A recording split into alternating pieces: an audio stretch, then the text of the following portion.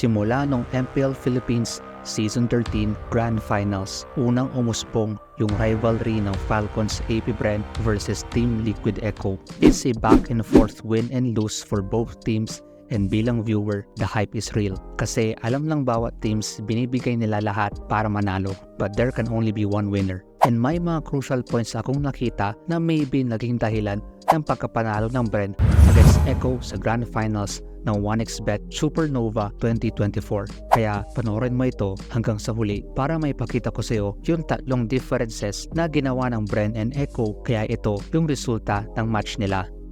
Number 1, proper targeting. Minsan kapag equal ang both teams pagdating sa draft, micro, and macro, minsan it all boils down to execution. And yan ang unang difference na ginawa ng bawat koponan. Yung proper targeting to make sure yung mahuhuli nila is yun ang magbibigay sa kanila ng panalo. Dito sa second turtle, may kita mo na yung target ng Jawhead is yung roam ng Falcons AP BREN. Technically, kapag mga single hero setters gaya ng Jawhead, ideally talaga mahagis mo yung mga crucial heroes sa team like damage dealers gaya ng Mage or Marksman or retry holder gaya ng Jungler. Pero based sa pestuhan ng Jawhead, yung pinakamalapit na pwede niyang masitan is either Edit or Terizla. So yung pag-initiate niya sa Edit is the proper target sa perspective ng Team Liquid. Kasi hindi pwede yung Terizla dahil mas gusto pa ng Terizla na unahin mo siya because the lower the health ng hero na ito, mas kumukunat siya.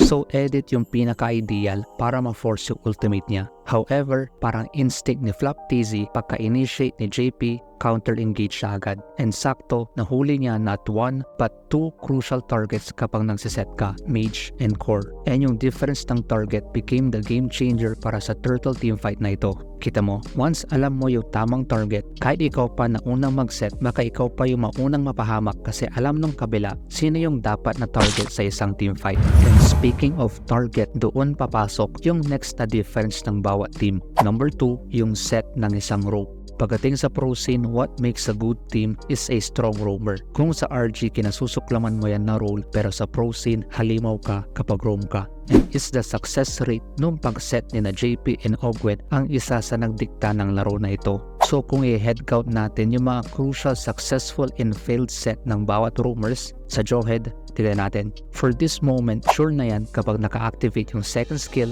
Flicker available, is an easy pick-off para sa Team Liquid. And then yung next na successful set niya is around the 12-minute mark kung saan nahuli niya yung Clint na walang Flicker. So is an easy kill kung Jawhead ka. That's 2. Meron din siya mga failed na initiation na sila pa yung napasama. Like dito, though tama na si JP yung nauna, pero I think hindi nila in-expect yung counter set ng Terizla dito. And then unfortunately dito, though isolated yung Clint, pero dahil may flicker pa siya, nag-fail uli yung set ni JP and andon na yung kupunan ni Super Marco for the backup. So it's a 2-2 score para sa Jawhead. Not bad, pero si Ogwen with the edit, yung German suplex niya sa roam ng Team Liquid, patay. Yung kaldag niya sa Ruby, successful, may kasama pang kill. Yung counter initiation niya sa failed engagement ng Jawhead, on point kahit nag-conceal yung Jawhead.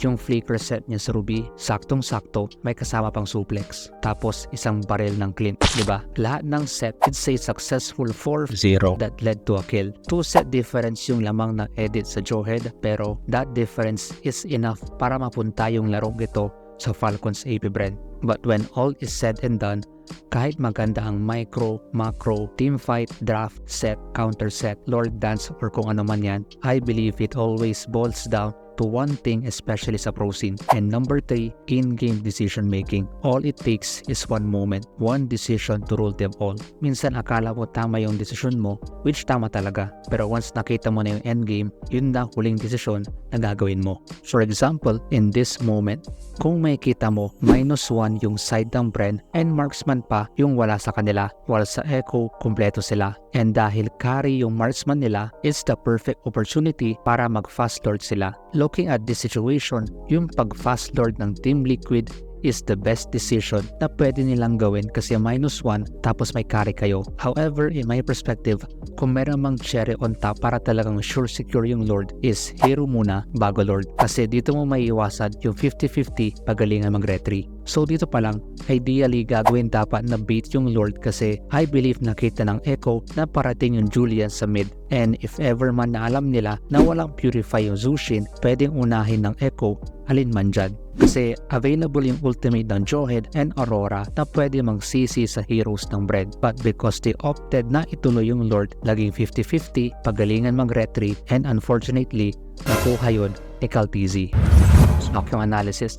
Minsan kapag high caliber yung isang team, ang lagi lang natin nakikita is yung player, yung draft, and yung mga galaw nila without realizing it's the decision making or yung choice ng bawat team in-game is what makes all the difference. Kaya majority ng analysis ko ay heavily emphasizes in-game analysis kasi what you see is what the pros are doing. Though may mga inputs ako, but at the end of the day, pro ang gumagawa ng pinapakita ko sa'yo. Check mo tong video na ito kung saan sa Grand Finals ng MPL Philippines Season 13 nagsimula yung rivalry ng dalawang ito. Comment your thoughts below. Pakinggan natin yung mga yan. Thank you. Our place. Let's go.